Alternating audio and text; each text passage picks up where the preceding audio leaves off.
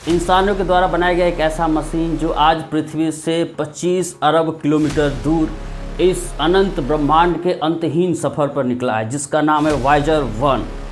आज के वीडियो में हम लोग समझेंगे कि इसे कब लॉन्च किया गया था और इसे क्यों लॉन्च किया गया था। तो इस वीडियो को अंत तक जरूर देखिएगा और मेरे इस चैनल को सब्सक्राइब कीजिएगा।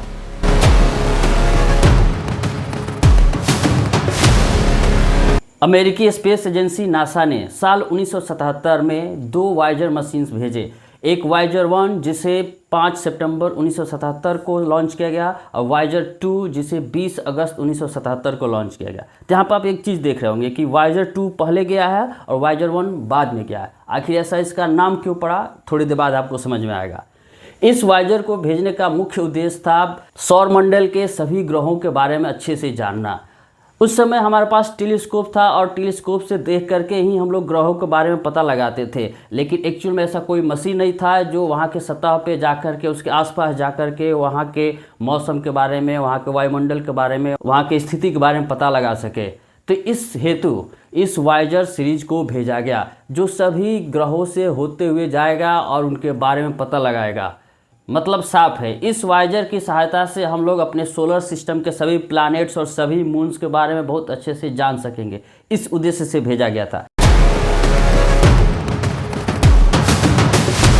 अब हम समझेंगे कि उसे साल 1977 में ही क्यों लॉन्च किया गया था। दरअसल पृथ्वी के जो 4 आउटर प्लैनेट्स हैं, जुपिटर, सैटर्न, यूरेनस और नेपच्यून, ये 176 साल बाद एक सीध में आते हैं। तो ऐसा मौका बन रहा था 1977 के आसपास, जब ये चारों प्लैनेट्स एक सीध में होते हैं। तो जब कोई स्पेस यान भेजा जाएगा तो वो आसानी से इन सारे प्लैनेट्स को पार करके वो जा सकता है, सौरमंडल से बाहर जा सकता है। तो इसी को देखते हुए इस वायेजर 1 और 2 को साल 1977 में लॉन्च किया गया। अगर उस समय ये मौका हम चूकते तो अगला मौका आता हमें साल 2153 में, मतलब समझ सकते हैं 1977 के 176 साल बाद। इस वायेजर को लॉन्च किए हुए लगभग 50 साल होने जा रहा है। तो आपके मन में सवाल आता होगा कि एनर्जी कहाँ से लेता है, इसमें कौन सा फ्यूल लगा है जो अभी तक काम कर रहा है। तो दरअसल जब इसे लॉन्च किया गया था तो इसके अंदर न्यूक्लियर बैटरी का प्रयोग किया गया था। यह न्यूक्लियर बैटरी इतने लंबे समय से काम करते आ रहा है, तो मतलब कह सकते हैं कि इस वायेजर को ना सोलर लाइट की ज़रूरत है ना कोई चीज़, उसके अंदर न्यूक्लियर बैटरी फिल किया गया है।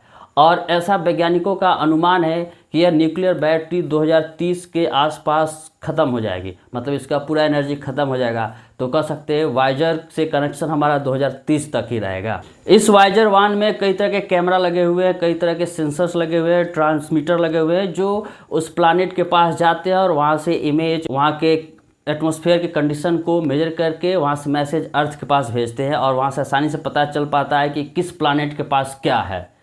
जब वायेजर जुपिटर के सरफेस के पास पहुंचा तो वहाँ पर वो देखता है कि एक तूफान का बाउंडर दिखाई देता है जिसे हम लोग रेड स्पॉट के नाम से जानते हैं। ये तूफान का बाउंडर इतना बड़ा है कि उसमें पूरी पृथ्वी समा जाएगी। और साथ ही उसने जुपिटर के एक मून पे देखा जहाँ पे एक्टिव वोल्केनो है, जहाँ पे एक सक्रिय ज्वालामुखी दिखाई दी। ये बहुत ही हैरानी करने वाली बात थी। अगर सक्रिय ज्वालामुखी वहाँ पे दिखती है तो कई तरह की संभावनाएं हो सकती है वहाँ पे। साल 1980 में वायेजर 1 सैटर्न के पास पहुँचता है और उसके रिंग्स को बहुत ही आसानी से, बहुत ही नज़दीकी से ऑब्जर्व करता है और उसके पूरे डिटेल्स को अर्थ के पास भेजता है। उसके बाद वायेजर 1 अपना रास्ता बदल करके दूसरी तरफ चला गया, मतलब बाद के जो 2 प्लैनेट है यूरेनस और नेपच्यून, वहाँ पर नहीं गया। अब हम बात करेंगे वायेजर 2 के बारे में। जैसे कि आपको पहले ही बता दिया गया है कि वायेजर 2 पहले लॉन्च किया गया था, वायेजर 1 बाद में। दरअसल 20 अगस्त 1977 को वायेजर 2 को लॉन्च किया गया था, लेकिन इसका रास्ता और इसका स्पीड बहुत धीमा था। उसके कुछ देर बाद 5 सितंबर 1977 को वायेजर 1 को लॉन्च किया गया और यह बहुत ही जल्दी से इस वायेजर 2 को पार करके आगे निकल गया। तो इसलिए बाद में लॉन्च होने के बाद भी वायेजर 2 को वायेजर 1 के नाम से जानते हैं। यही वायेजर 2 यूरेनस और नेपच्यून तक गया है, जबकि वायेजर 1 सैटर्न के पास जाने के बाद वो अपना रास्ता बदल लेता है। साल 2012 में वायेजर 1 इंटरस्टेलर स्पेस में चला गया। मतलब ये होता है कि वहाँ पे सन के ग्रेविटी का इफेक्ट बहुत कम हो जाता है, जबकि यही वायेजर 2 को 2018 में उसने इंटरस्टेलर स्पेस में इंटर किया। अब इंटरस्टेलर स्पेस में जाने के बाद यहाँ से शुरू होती है वायेजर 1 की असली कहानी। अब यह इस गैलेक्सी के अंतहीन सफ़र पे निकल पड़ता है और ऐसा अनुमान है कि साल 2030 तक इस वायेजर 1 के बैटरी डिस्चार्ज हो जाएगा, जिसके बाद इससे कोई कनेक्शन नहीं रहेगा और वहाँ से वो डाटा भेजना बंद कर देगा।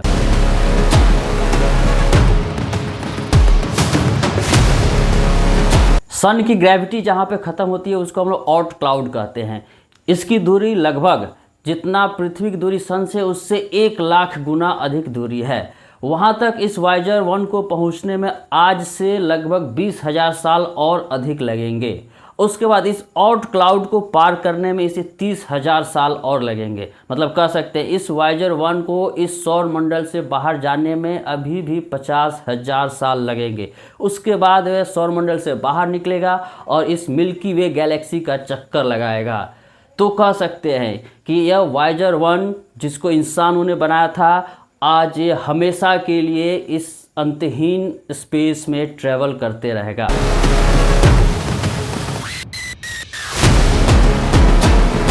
आपके मन में सवाल चल रहा होगा कि वायेजर 1 तो साल 2030 में बंद हो जाने वाला था। जी हाँ, साल 2030 में इसका बैटरी ख़त्म हो जाएगा, जिसके बाद से न यह सिग्नल रिसीव कर सकता ना ही सिग्नल सेंड कर सकता, लेकिन इसकी गति नहीं रुकेगी। जैसे कि अगर आप स्पेस के बारे में जानते हैं तो स्पेस में ना हवा है ना किसी तरह का फ्रिक्शन है। तो एक बार जो इसने अपना गति अटेन कर लिया, उसी गति के साथ ये लगातार इस अंतरिक्ष के अंधेरे में और गति करते रहेगा, या कभी रुकेगा नहीं। और यही अनुमान है कि आने वाले लाखों करोड़ों साल तक यह ब्रह्मांड के किस छोर तक जाएगा, कोई पता नहीं है। जब वैज्ञानिकों ने इस वायेजर 1 को लॉन्च किया तो इसके साथ एक गोल्डन रिकॉर्ड भी डाला। मतलब इसमें बहुत सारे डेटा भेजे गए। उसमें क्या थे? इस पृथ्वी की तस्वीर थी, यहाँ के कई तरह के जानवरों की आवाज़ें थी, इंसानों द्वारा बोले जाने वाली कई भाषाएं थी, आदमी की बातचीत, कई तरह के चित्र भेजे गए। ऐसा इसलिए भेजा गया कि उन्हें पता था कि यह वायेजर 1 कभी रुकेगा नहीं, यह ब्रह्मांड के अंतहीन सफ़र पे जाएगा।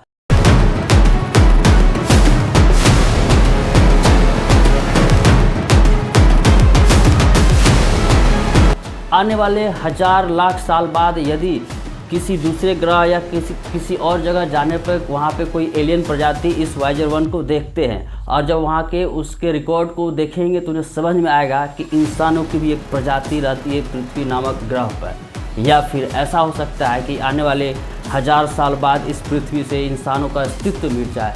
तो ये वायेजर अंतहीन सफ़र करता रहेगा और किसी एलियन प्रजाति को जब मिलेगा तो भी एक अनुमान लगेगा कि हाँ, इंसानों की बस्ती कभी पृथ्वी पर रहा करती थी। ये उनका चित्र है, ये उनकी आवाज़ें, ये उनकी भाषा है, वहाँ पर रहने वाले जीवों का आवाज़ है। तो कह सकते हैं कि वैज्ञानिकों का सोच बहुत दूर तक है। हम उम्मीद करते हैं कि इस तरीके से यह ब्रह्मांड का अंतहीन सफ़र करता रहे और किसी और एलियन प्रजाति से मिले, उनसे भी हमारा संपर्क बढ़े। भले ही पृथ्वी से मानव सभ्यता ख़त्म हो जाए, लेकिन मानव सभ्यता की यादें, यहाँ पर रहने वाले जीवों की आवाज़ें और उसकी भाषाएं इस वायेजर 1 के साथ पूरे अंतरिक्ष में हमेशा के लिए अमर हो गया है। अगर ये वीडियो आपको अच्छा लगा है तो मेरे इस चैनल को सब्सक्राइब करें, फेसबुक पर देख रहे हैं तो मेरे पेज को फॉलो करें। Thank you.